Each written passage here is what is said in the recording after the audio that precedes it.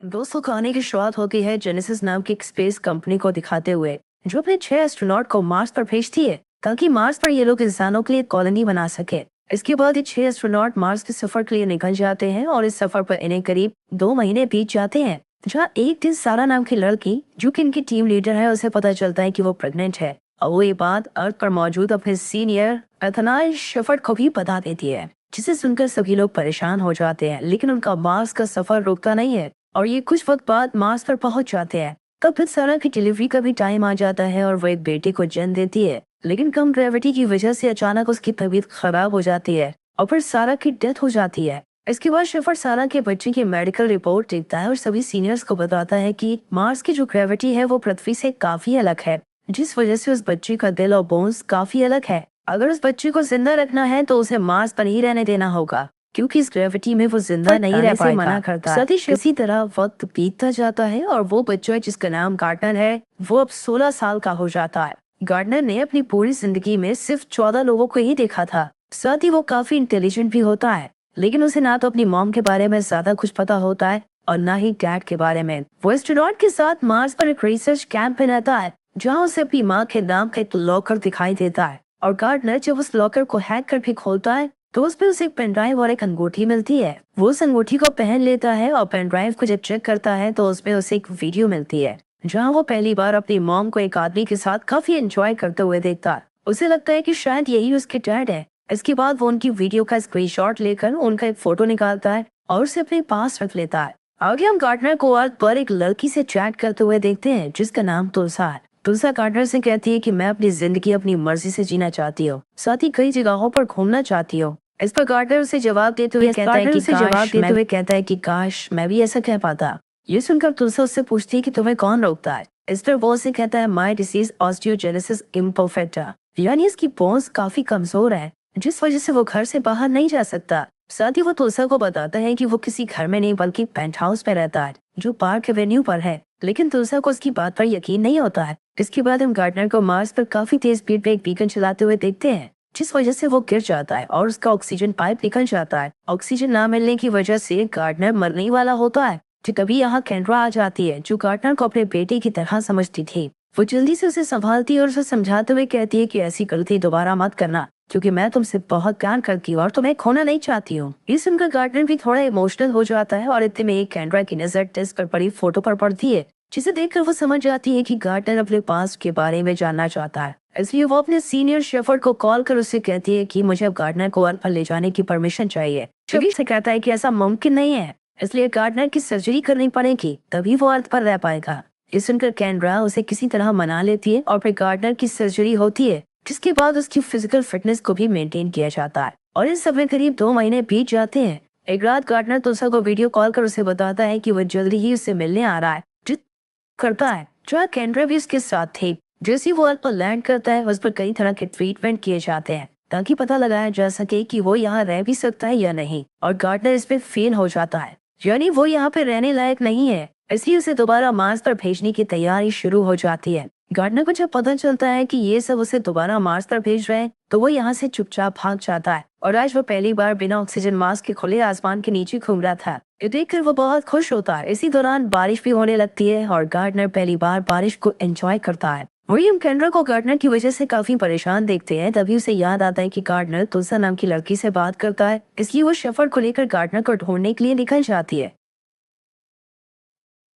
तरफ गार्डनर तुलसा से मिलने के लिए उसके कॉलेज में पहुंच जाता है, जहां वो तुलसा को देखकर उसका नाम पुकारता है। पहले तो वो उसे पहचान नहीं पाती है, लेकिन जब गार्डनर उसे अपना नाम बताता है तो वो उसे एक जोरदार थप्पड़ मारती है और उसे कहती है कि तुम 7 महीने से कहाँ गायब थे। इसके बाद दोनों एक दूसरे को गले लगाते हैं और गार्डनर तुलसा के साथ उसके क्लासरूम में आ जाता है, जहाँ वो उसे ही देखता रहता है। इसी दौरान टीचर सभी स्टूडेंट से पूछती है कि बल्ब और टेलीफोन की खोज किसने की थी। इस पर तभी गार्डनर कहता है कि एडिसन ने करंट बनाया था और निकोला टेस्ला ने ऑल्टरनेटिंग करंट बनाया था। ये सुनकर सभी स्टूडेंट्स उसके लिए तालियां बजाने लगते हैं और गार्डनर बहुत खुश होता है। जब क्लास खत्म हो जाती है तब तुलसा उससे पूछती है कि आखिर तुम कहाँ से आए हो। इस पर गार्डनर मार्स का नाम लेता है। तुलसा हंसने लगती है और उसकी बात पर यकीन नहीं करती है, जिसके बाद गार्डनर उसे बताता है कि जब वह पैदा हुआ था तभी मेरी मॉम की डेथ हो गई थी और अब मैं अपने डैड को ढूंढने के लिए यहाँ पे आया हूँ। साथ ही वो तुलसा से ये भी कहता है कि वो यहाँ नया है और यहाँ किसी को भी नहीं जानता है। और वो उसे अपने डैड की फोटो दिखाता है, जिसके बाद तुलसा भी उसकी हेल्प करने की राजी हो जाती है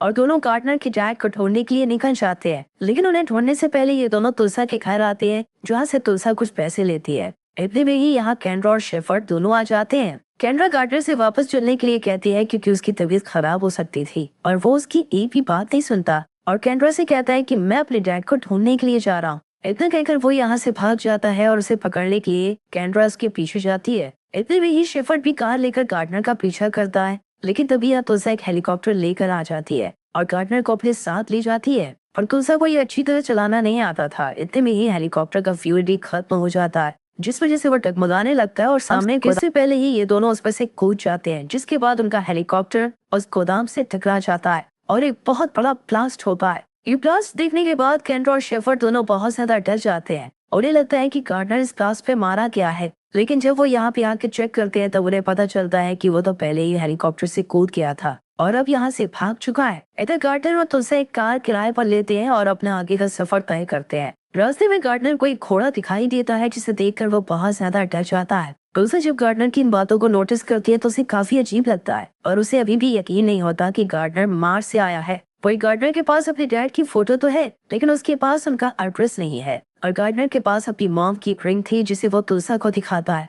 और फिर तुलसा उस रिंग के बारे में जब गूगल पर सर्च करती है तो उन्हें पता चलता है कि ये बहुत ही खास तरह की वेडिंग रिंग है, जिसके बाद ये दोनों मिलकर उस शख्स का एड्रेस ढूंढते हैं जिसने इसे डिजाइन किया था और वहाँ पहुंच जाते हैं। वही दूसरी तरफ केंड्रा के पास एक डॉक्टर का कॉल आता है जो उसे बताती है इस एटमॉस्फेयर को बर्दाश्त नहीं कर सकता है, इसलिए उसे जल्दी से जल्दी मार्स पर वापस भेजना होगा और अगर ऐसा नहीं हुआ तो गार्डनर की मौत हो सकती है। ये सुनकर केंड्रा बहुत ज्यादा परेशान हो जाती है और शेफर्ड के साथ फौरन गार्डनर को ढूंढने के लिए निकल जाती है। इधर हम तुलसा और गार्डनर को एक साथ काफी खुश देखते हैं। वो दोनों एक मार्केट में जाकर कुछ कपड़े और टेंट लगाने का सामान खरीदते हैं और फिर उस शख्स तक पहुंच जाते हैं जिसने गार्डनर की माँ की रिंग डिजाइन की थी। वो शख्स इन्हें एक बिल देता है जिसमें एक एड्रेस लिखा हुआ था। इसके बाद तुलसा और गार्डनर उस एड्रेस पर जाने का डिसाइड करते हैं, लेकिन रास्ते में गार्डनर की तबीयत बहुत ज्यादा खराब हो जाती है और उसकी नाक से खून बहने लगता है, जिस वजह से वो यहीं बेहोश हो जाता है। ये देखकर तुलसा जल्दी से उसे एक हॉस्पिटल में ले जाती है, जहाँ डॉक्टर गार्डनर का चेकअप करते वक्त हैरान रह जाते हैं क्योंकि उसका दिल आम इंसान के मुकाबले काफी बड़ा था और उसकी बोन्स भी कुछ अलग थी।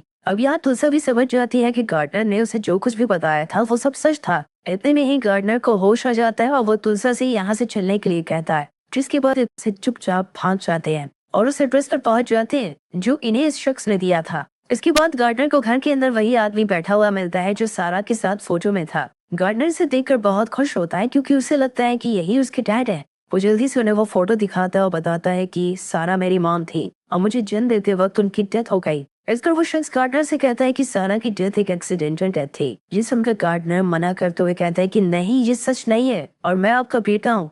वो शख्स गुस्से में पुलिस को कॉल करने लगता है। तब तुलसा उसे रोकती है और उसे कहती है कि ये इस प्लेनेट पर किसी को नहीं जानता है, ये सिर्फ तुमसे मिलने के लिए इतनी दूर आया है। इस पर वो शख्स उसे कहता है कि सारा मेरी बहन थी। ये सुनकर तुलसा एकदम शॉक रह जाती है और जब वो पीछे मुड़ कर देखती है तो गार्डनर वहाँ पे नहीं होता है। वो जल्दी से बीच पर जाकर गार्डनर को बताती है कि ये तुम्हारे डैड नहीं बल्कि अंकल है। ये सुनकर गार्डनर तुलसा से कहता है कि मैं अपनी मॉम को महसूस कर सकता हूँ क्योंकि ये वही जगह है जहाँ मेरी मॉम वीडियो में थी और अब मैं यहीं मरना चाहता हूँ। इतना कहकर वो समंदर के अंदर चला जाता है, पर तभी आकर उसे बचा लेते हैं। उसकी हालत देखकर शेफर्ड बहुत रोता है। इसके बाद गार्डनर शेफर्ड से पूछते हैं कि मेरी माँ कैसी थी। इस पर वो उसे कहता है कि वो बहुत ही फेयरलेस और काइंड थे।